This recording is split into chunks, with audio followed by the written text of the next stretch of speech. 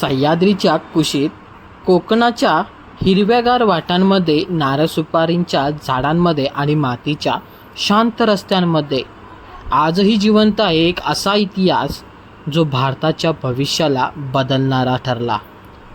आज आपण आलोय रत्नागिरी जिल्ह्यातल्या मंडणगड तालुक्यातल्या एक छोट्याशा पण अत्यंत ऐतिहासिक गावात. या गावचं नाव आहे आंबडवे. हे गाव ओळखलं जातं कारण हे आहे डॉक्टर बाबासाहेब आंबेडकरांच्या मूळचं गाव. आज व्हिडिओमध्ये आपण पाहणार आहोत आंबडवे गावाचा इतिहास, इथली खास ठिकाणं, इथलं वातावरण आणि बाबासाहेबांच्या जीवनाशी जोडलेली प्रेरणादायी गोष्ट. आंबडवे हे गाव महाराष्ट्राच्या कोकण पट्ट्यात रत्नागिरी जिल्ह्यात येतं आणि हे गाव आहे मंडणगड तालुक्यात. मंडणगड म्हटलं की आपल्याला आठवतो सह्याद्री, डोंगर, घाटवाटा आणि इतिहासाची खाण असलेला कोकण. आंबडवे गाव खूप मोठं नाही, पण त्याचं महत्त्व प्रचंड मोठं आहे, कारण या गावाला भारताच्या इतिहासात एक वेगळं स्थान आहे. आंबडवेमध्ये शिरताच एक वेगळीच शांतता जाणवते. मधून जाणारे लहान रस्ते, दोन्ही बाजूला झाडं, कधीकधी धुकं आणि कोकणातल्या त्या लाल मातीचा सुगंध. इथे वेळ जणू थांबलेली वाटते, पण हाच थांबलेला वेळ सांगतो की या शांत गावाने इतिहासात किती मोठा आवाज उठवला आहे. हे गाव म्हणजे फक्त एक गाव नाही, हे गाव म्हणजे संघर्षाची सुरुवात.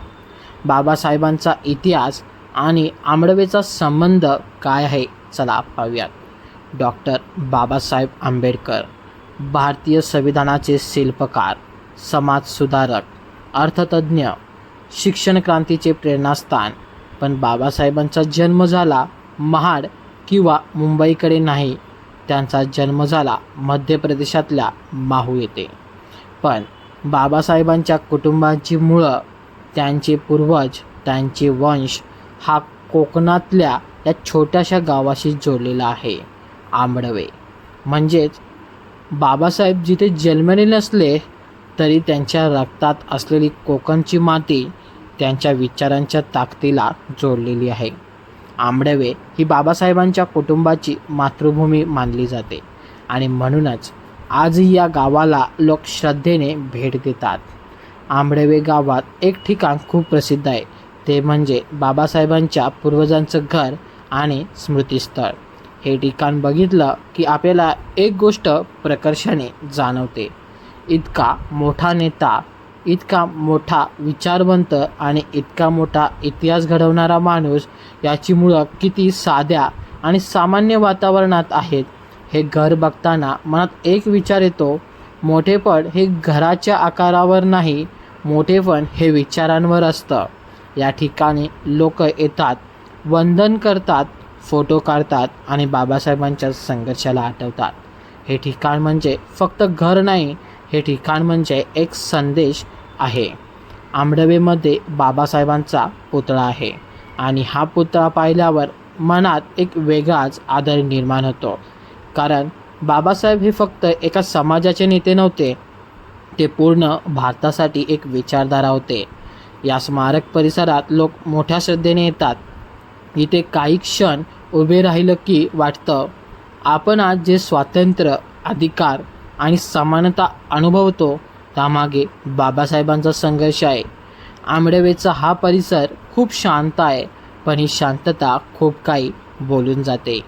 बाबासाहेबांचं आयुष्य म्हणजे संघर्षाचा महासागर. लहानपणी अस्पृश्यतेचा त्रास, शाळेत अपमान, पाण्यापासून वंचित ठेवणं, सामाजिक अन्याय. पण बाबासाहेबांनी हार मानली नाही.